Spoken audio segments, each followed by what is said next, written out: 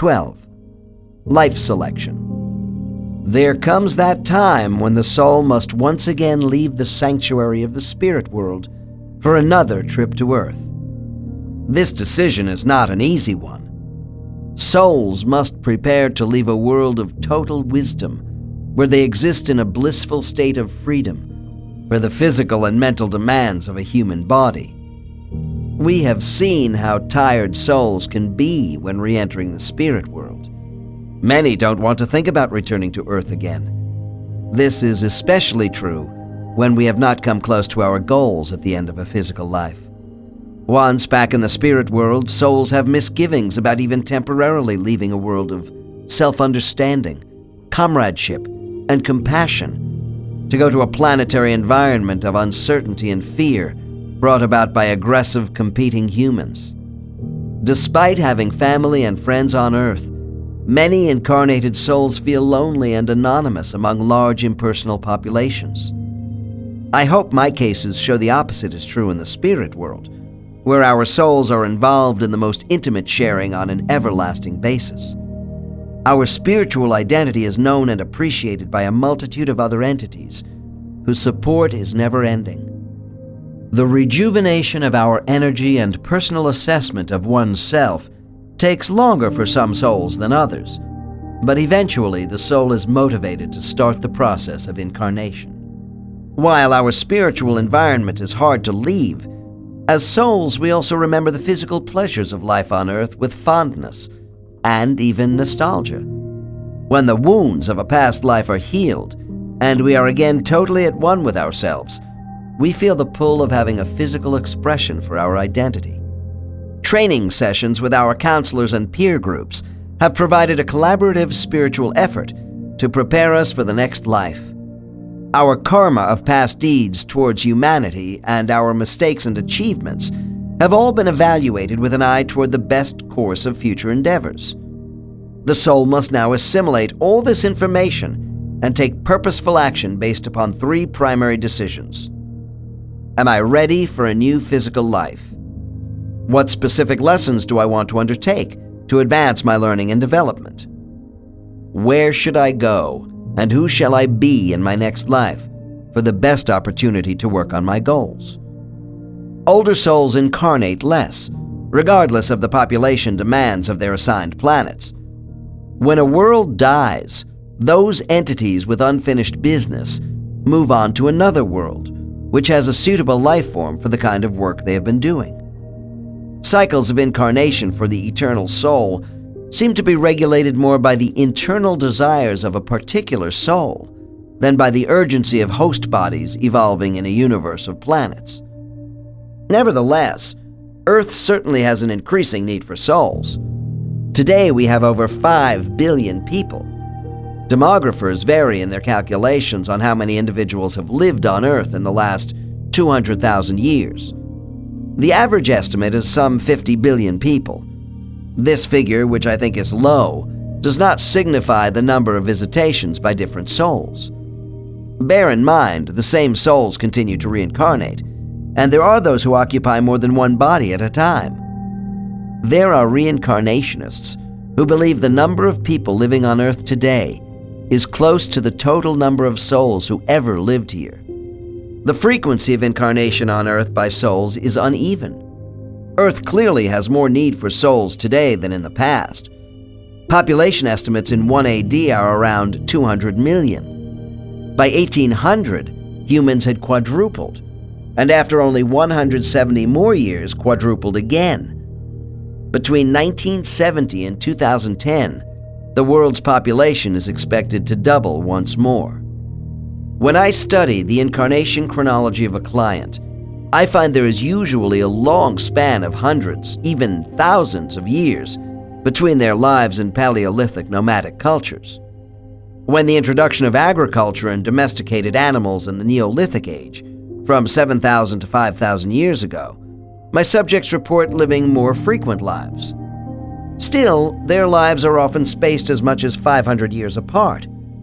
With the rise of cities, trade, and more available food, I see the incarnation schedules of souls increasing with a growing population. Between 1000 and 1500 AD, my clients live an average of once in 2 centuries.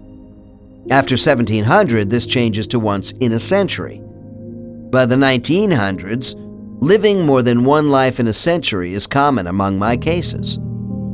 It has been argued these increases in soul incarnations only appear to be so because past life recall improves as people in hypnosis get closer to their current lives.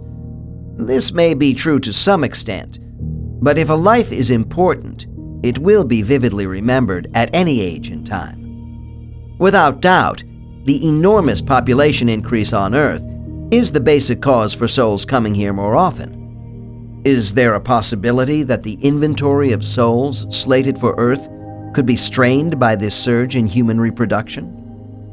When I ask clients about the inventory of available souls, they tell me I should worry more about our planet dying from overpopulation than exhausting the reserve of souls. There is the conviction that new souls are always available to fill any expanding population requirements.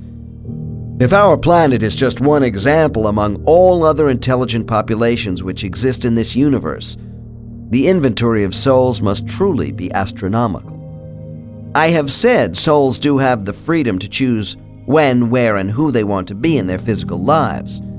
Certain souls spend less time in the spirit world in order to accelerate development, while others are very reluctant to leave. There's no question but what our guides exert great influence in this matter.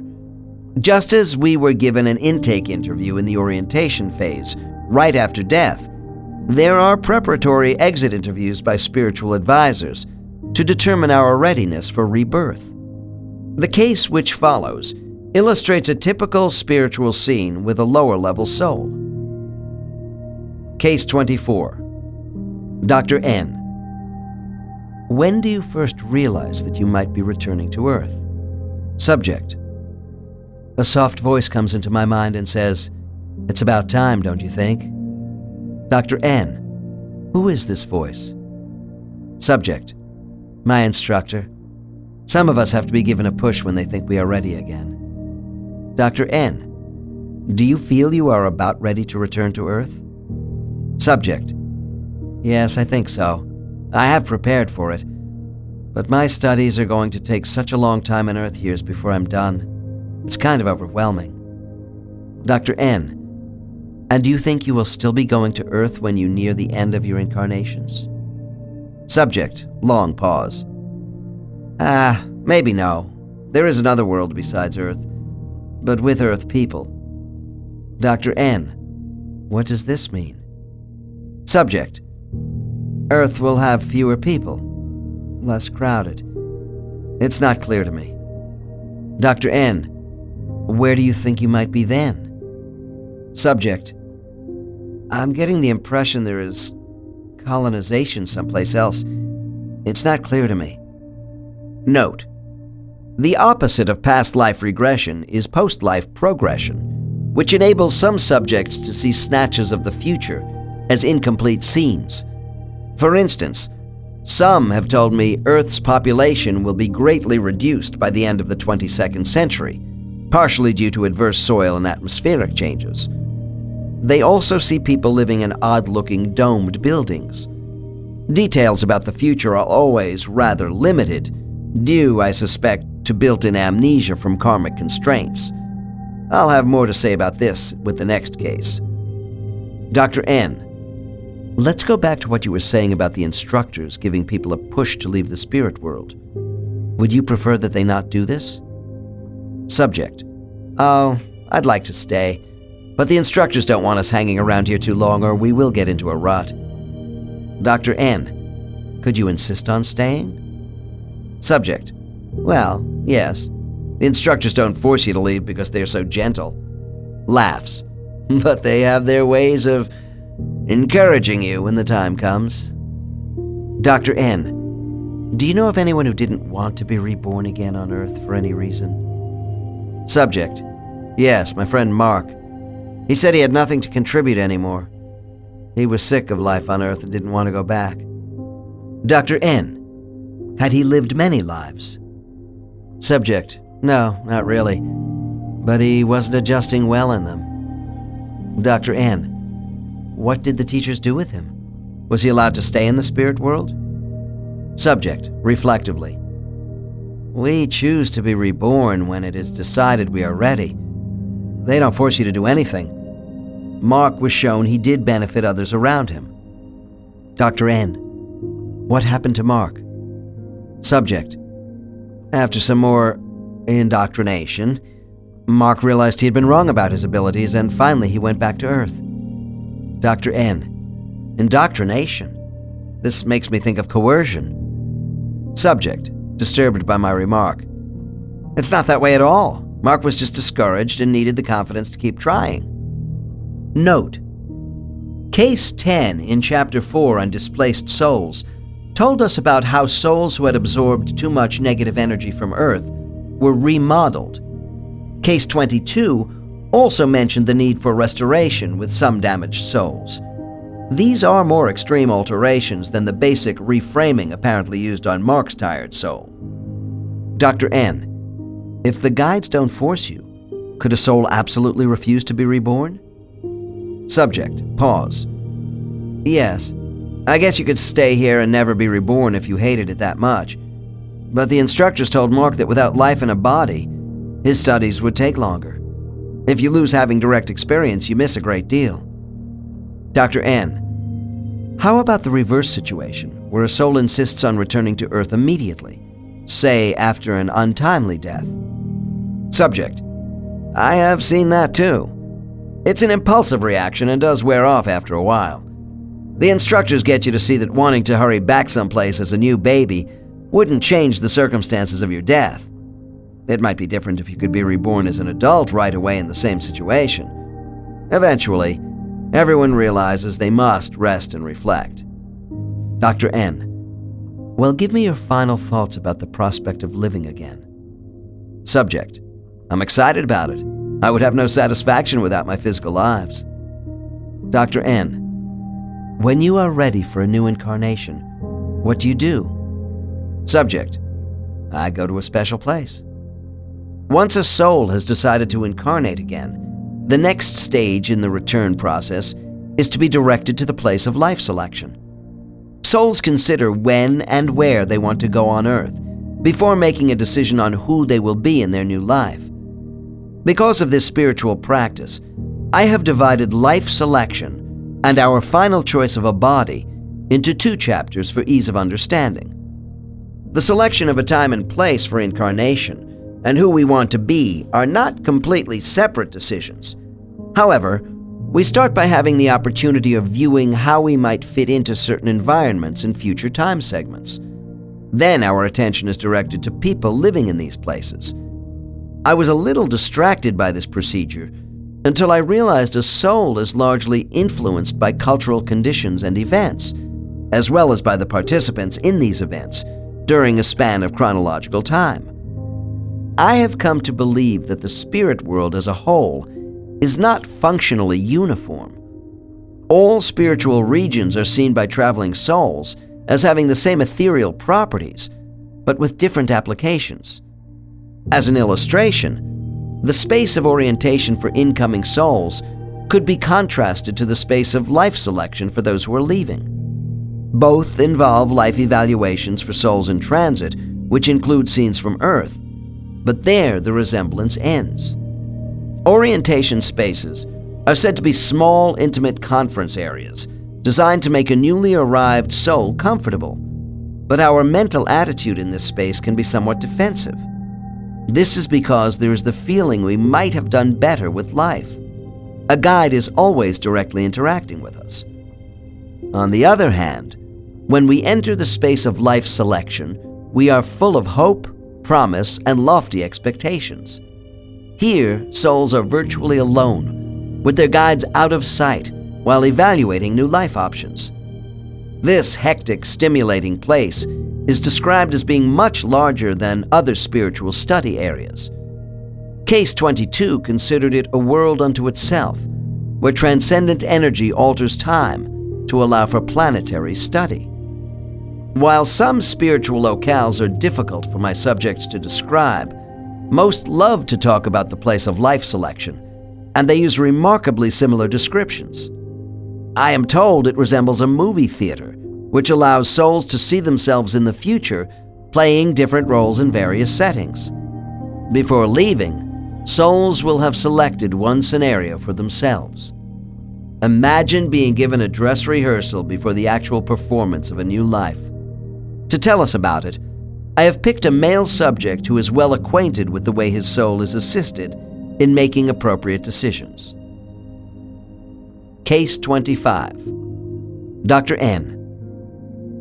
After you have made the decision you want to come back to Earth, what happens next? Subject. Well, when my trainer and I agree the time is right to accomplish things, I send out thoughts. Dr. N. Go on. Subject. My messages are received by the coordinators. Dr. N. Who are they? Doesn't your trainer guide handle all the arrangements for incarnation? Subject. Not exactly. He talks to the coordinators who actually assist us in previewing our life possibilities at the ring. Dr. N.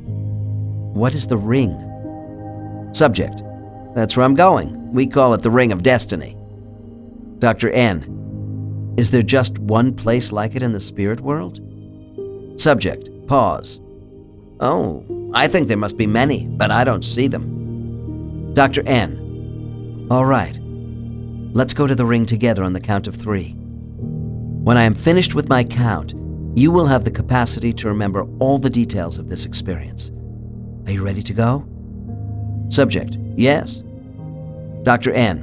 1, 2, 3. Your soul is now moving toward the space of life selection. Explain what you see. Subject. Long pause. I am floating towards the ring. It's circular. A monster bubble. Dr. N. Keep going. What else can you tell me? Subject. There's a concentrated energy force. The light is so intense. I'm being sucked inward through a funnel. It's a little darker. Dr. N. Are you afraid? Subject. No. I've been here before after all. It's going to be interesting. I'm excited at what's in store for me. Dr. N. Okay. As you float inside the ring, what are your first impressions? Subject. Voice lowers. I am a little apprehensive, but the energy relaxes me. I have an awareness of concern for me. Caring. I don't feel alone. My trainer's presence is with me too. Dr. N. Continue to report everything. What do you see next? Subject. The ring is surrounded by banks of screens. I'm looking at them. Dr. N. Screens on walls? Subject.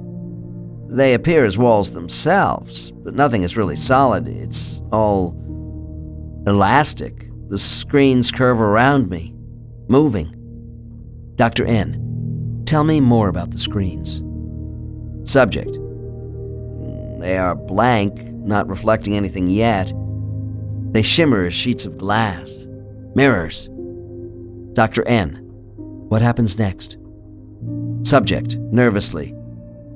I feel a moment of quietness. It's always like this. Then it's as if someone flipped a switch on the projector in a panorama movie theater.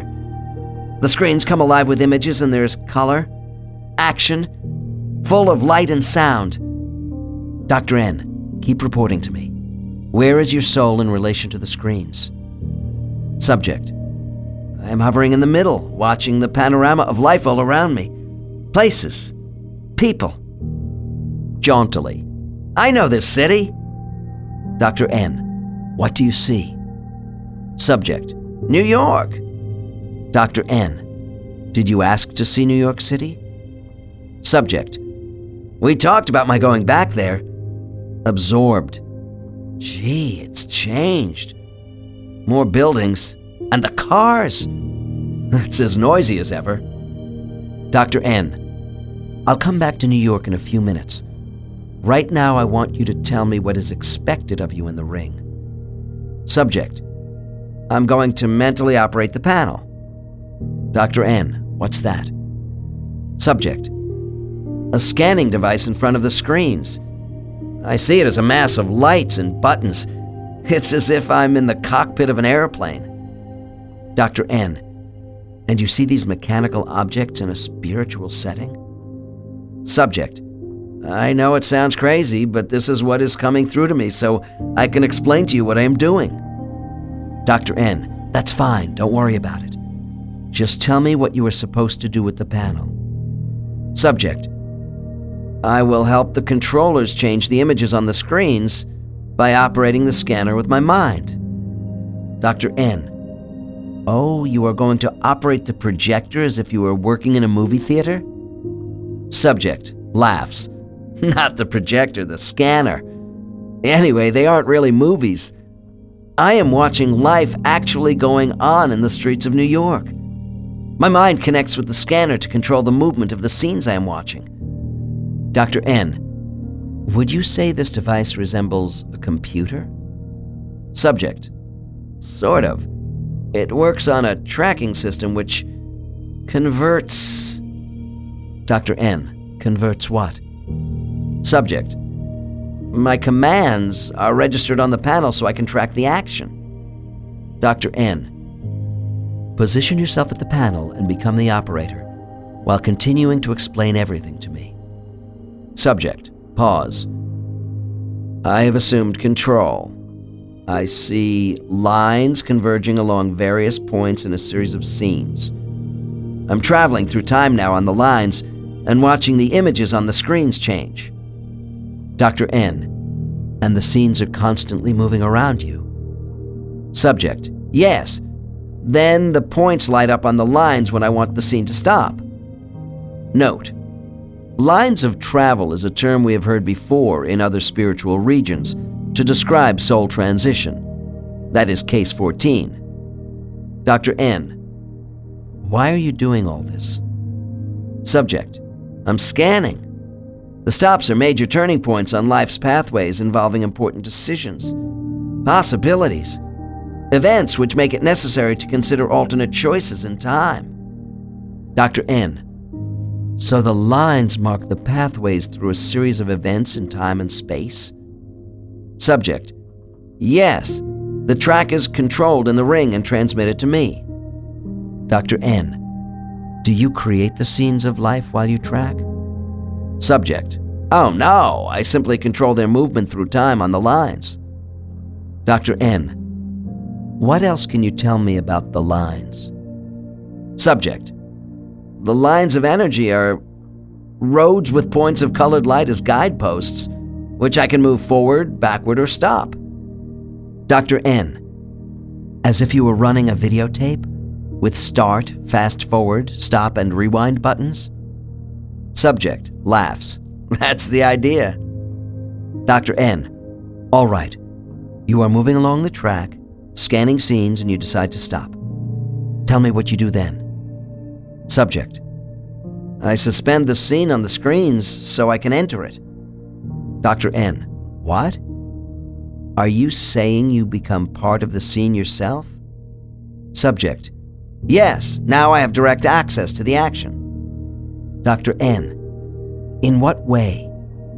Do you become a person in the scene, or does your soul hover overhead while people move around? Subject: both. I can experience what life is like with anyone in the scene, or just watch them from any vantage point. Dr. N: how can you leave the panel and go into a scene on Earth while still monitoring the action in the ring? Subject: I know you probably won't understand this, but part of me stays at the controls so I can start up the scene again and stop at any time. Dr. N: perhaps I do understand. Can you divide your energy? Subject: yes, and I can send thoughts back to myself.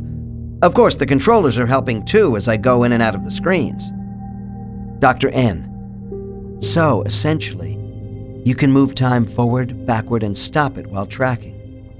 Subject: yes, in the ring. Dr. N: outside the ring, does time coexist for you in the spirit world, or is it progressive? Subject: it coexists here, but we can still see it progress on Earth. Dr. N. It seems to me when souls are in the ring of destiny, they use time almost like a tool. Subject. As spirits, we do use time subjectively. Things and events are moved around and become objects in time, but to us time is uniform. Dr. N. The paradox I have with time travel is that what is going to happen has already happened. So you could meet your own soul in some human being as you come and go in life scenes from the future. Subject smiles enigmatically. When making contact, the soul in residence is put on hold for a moment. It's relatively short. We don't disturb life cycles when tracking through time. Dr. N. Well, if past, present, and future are not really separate while you are tracking, why do you stop scenes to consider choices when you can already see into the future? Subject. I'm afraid you don't realize the real purpose of time use by the controllers of the ring. Life is still conditional. Progressive time is created to test us. We are not shown all the possible endings to a scene. Parts of lives are obscured to us. Dr. N. So, time is used as a catalyst for learning by viewing lives when you can't see everything that is going to happen? Subject. Yes, to test our ability to find solutions. We gauge our abilities against the difficulty of the events. The ring sets up different experiments to choose from. On Earth, we will try to solve them. Dr. N. In the ring, can you look at life on planets besides Earth? Subject. I can't because I'm programmed for tracking time on Earth. Dr. N. Your being able to jump through time from the screens sounds like a ball. Subject grins. Oh, it's stimulating, that's for sure. But we can't frolic around because there are serious decisions to be made for the next life. I'll have to accept the consequences for any mistakes in my choices, if I am not able to handle a life well. Dr. N. I still don't see how you could make many serious mistakes in your choices when you actually experience part of the life in which you plan to live. Subject. My choices of life environments are not unlimited. As I said, I probably won't be able to see all of a scene in one time segment. Because of what they don't show you, there is risk attached to all body choices. Dr. N. If one's future destiny is not fully preordained, as you say, why call this space the ring of destiny? Subject. Oh, there is destiny, all right. The life cycles are in place. It's just that there are so many alternatives which are unclear. When I take my subjects into the spatial area of life selection, they see a circle of past, present, and future time, such as the ring in this case. Sensing they are leaving spiritual now time within the circle, souls apparently rotate back and forth on resonating waves during their observational runs. All aspects of time are presented to them as reoccurring realities, ebbing and flowing together. Because parallel realities are superimposed upon one another, they too can be seen as possibilities for physical lives, especially by the more experienced souls. I was puzzled why my subjects did not fully see the future under these conditions, as part of an all-knowing spiritual setting.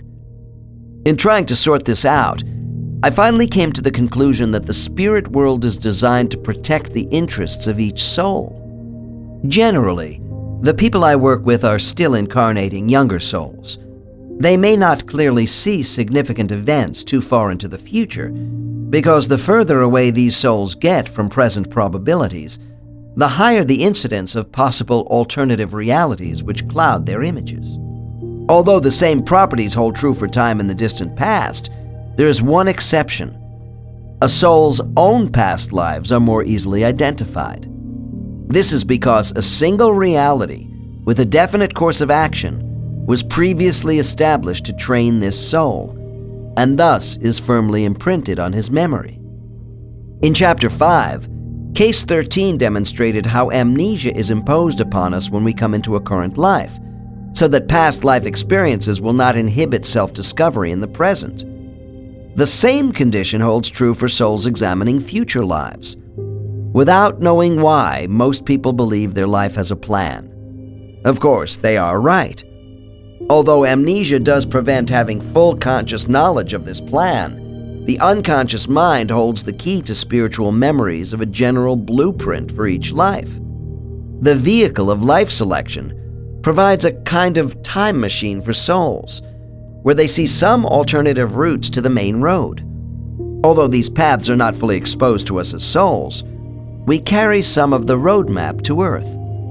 A client once said to me, "Whenever I am confused about what to do in life, I quietly sit down and think about where I have been, and compare this to where I might want to go in the future. The answer to the next step just comes to me from inside myself." Accepting what befalls us on the road of life as acts of God does not mean our existence should be locked into spiritual determinism, where we must submit to an unalterable fate. If everything was preordained, there would be no purpose or justice to our struggle. When adversity strikes, it is not intended that we sit back with a fatalistic attitude and not fight to improve the situation by making on-site changes. During our lives, all of us will experience opportunities for change which involve risk. These occasions may come at inconvenient times. We may not act upon them, but the challenge is there for us. The purpose of reincarnation is the exercise of free will. Without this ability, we would be impotent creatures indeed. Thus, karmic destiny means we are not just caught up in events over which we have no control. This also means we have karmic lessons and responsibilities. The law of cause and effect for our actions always exists, which is why this case did not want to make a mistake in choosing a life unsuited to him. But whatever happens to us in life, it is important we understand that our happiness or pain does not reflect either blessings or betrayal on the part of a God oversoul, our guides, or life selection coordinators. We are the masters of our destiny.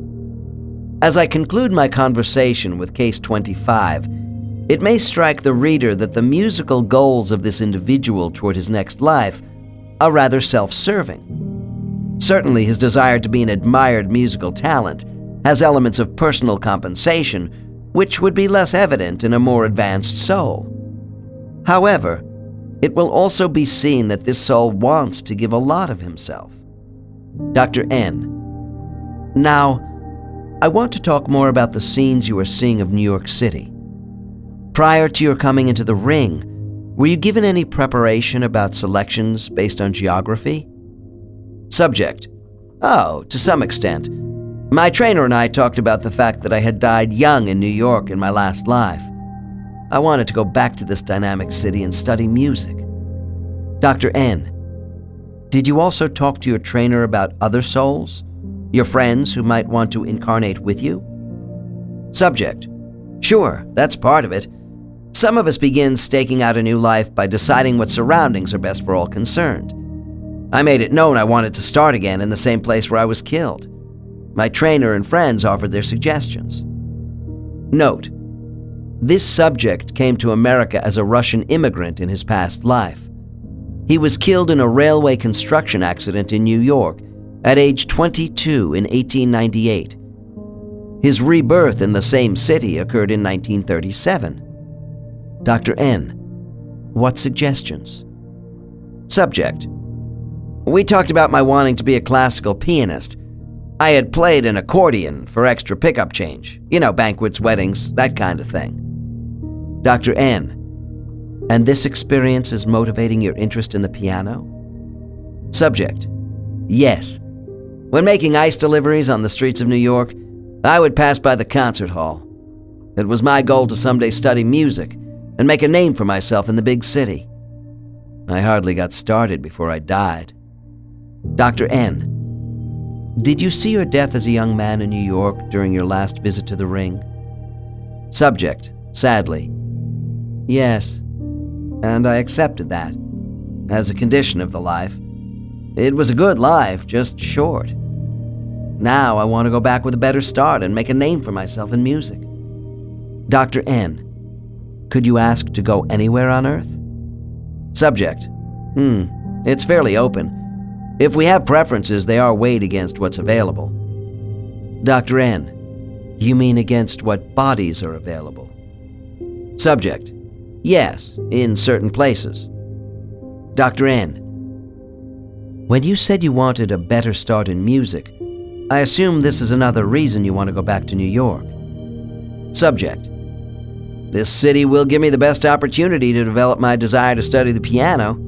I wanted a large cosmopolitan city with music schools. Dr. N. What's wrong with a city like Paris? Subject. I wasn't offered a body in Paris. Dr. N. I want to be clear on your selection options. When you start previewing life scenes in The Ring, are you primarily looking at people or locations? Subject. We begin with locations. Dr. N. Okay. And so you are looking at the streets of New York City at the moment? Subject. Right. And it's wonderful, because I'm doing more than looking. I'm floating around, smelling the food in the restaurants. I hear the honking of cars. I'm following people walking past the shops on Fifth Avenue, getting the feel of the place again.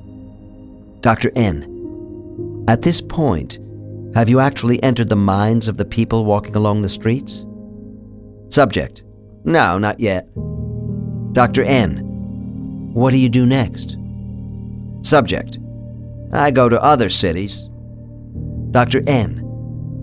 Oh, I guess I just assumed your body choices had to be in New York City. Subject. I didn't tell you that. I also could go to Los Angeles, Buenos Aires, or Oslo. Dr. N. I'm going to count to 5, and when I reach 5, you will scan these cities while we continue talking.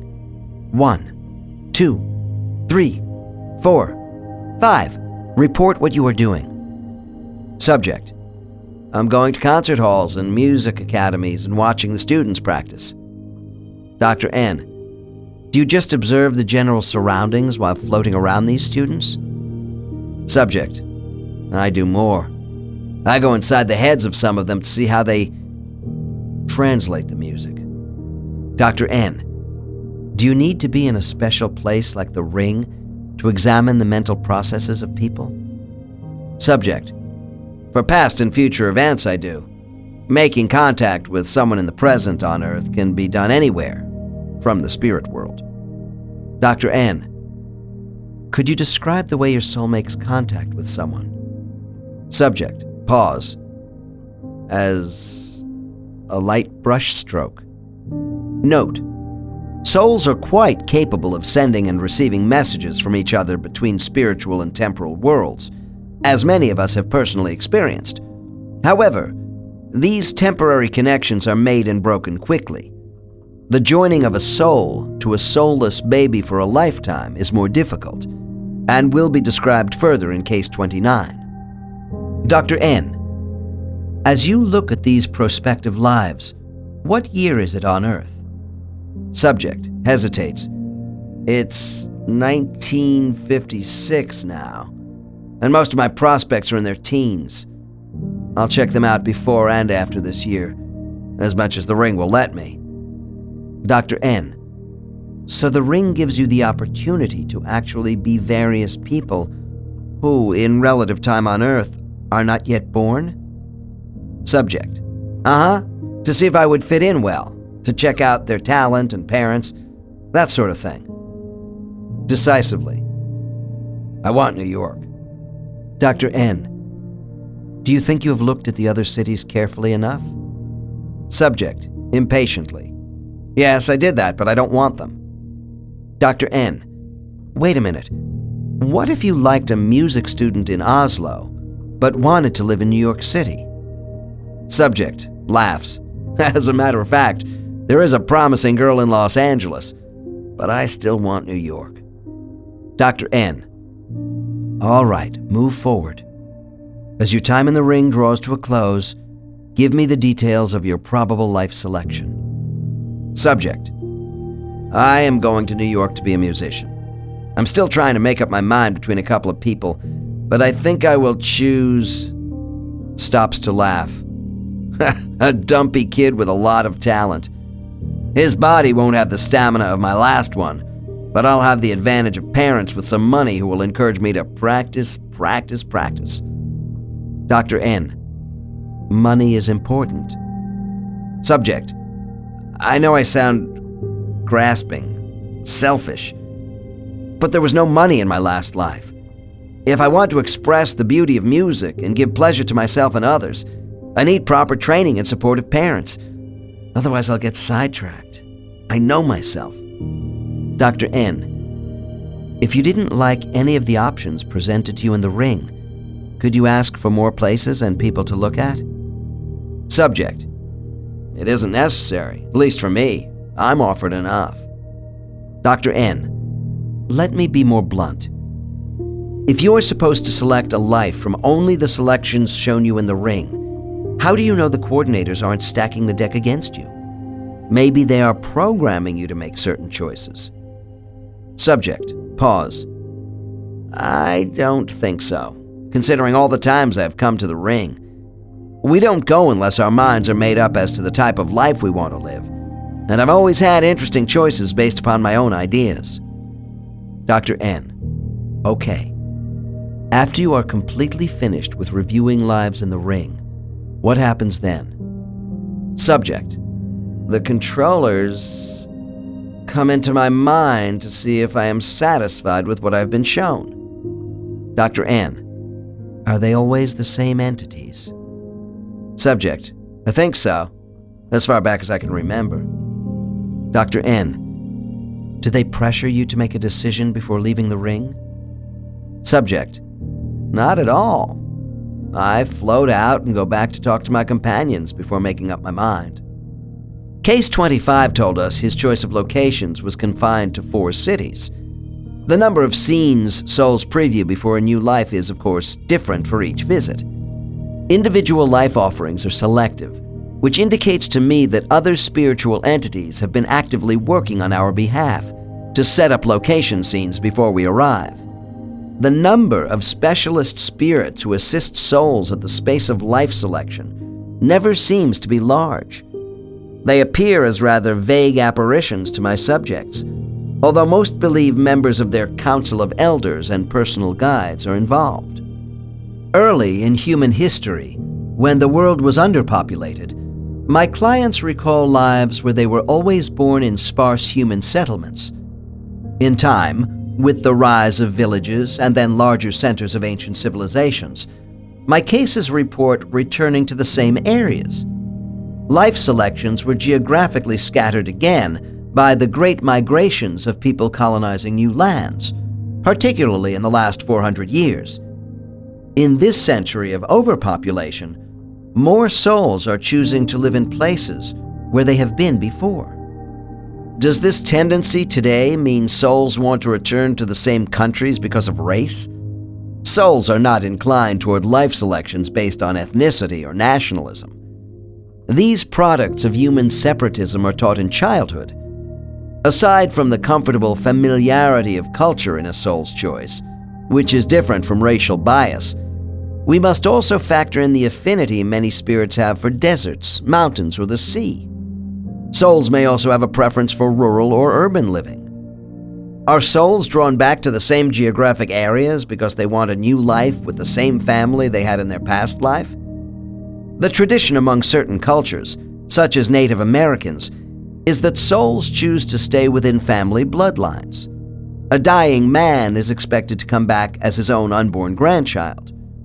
In my practice, I rarely see souls repeating the same genetic choices in past lives, because this would inhibit growth and opportunity. Once in a while, I hear about a soul returning to the body of a relative in a former life under unusual karmic circumstances. For example, if a brother and sister had a close affinity for each other, and one were to die suddenly while still young, the soul of the dead sibling might want to return in the surviving sibling's child to restore this broken life connection to finish an important task. What is even more common in my experience are the souls of young children who die soon after birth and then return to the same parents as the soul of their next baby. These plans are all made in advance by the souls participating in tragic family events. They involve a maze of karmic issues. Not long ago, I had a case where my client had died from a birth defect early in his last life. I asked, "What was the purpose of your life ending when you were only a few days old?" He replied, "The lesson was for my parents, not me, and that's why I elected to come back for them as a filler." When souls return for a short time to help someone else, rather than work on their own issues, because there isn't time, some call this a filler life. In this case, the parents had abused and finally caused the death of another child when they were together in an earlier life. Although they were a loving young couple in the last life of my client, these parents evidently needed to experience the grief of having a child they desperately wanted taken away from them. Experiencing the anguish from this terrible loss gave the souls of these parents a deeper insight into the effects of severing a blood bond. I will have an example of this theme in Case 27. Spirits do not routinely see their deaths in future lives. If souls choose a life where their death will be premature, they often see it in the place of life selection. I have found that souls essentially volunteer in advance for bodies who will have sudden fatal illnesses, are to be killed by someone, or come to an abrupt end of life with many others from a catastrophic event. Souls who become involved in these tragedies are not caught in the wrong place at the wrong time, with a capricious God looking the other way. Every soul has a motive for the events in which it chooses to participate. One client told me his last life was planned in advance to end at 7 years of age as an American Indian boy. He said, "I was looking for a short burst lesson in humility, and this life as a mistreated, starving half-breed was enough." Another, more graphic example of a soul volunteering for a terrible assignment was that of one of my subjects who elected in her last life to join, with 3 others of her soul group, the bodies of Jewish women taken from Munich into the death camp at Dachau in 1941. All were assigned to the same barracks, also prearranged, where my client died in 1943 at age 18, comforting the children and trying to help them survive. Her mission was accomplished with courage. While events, race, culture, and geographic location often appear to come first in the selection process, they are not the most significant choices for the soul's next life. Aside from all other considerations, incarnation comes down to souls making that all-important decision of a specific body and what can be learned by utilizing the brain of a certain human being. The next chapter is devoted to an analysis of why souls choose their bodies for various biological and psychological reasons.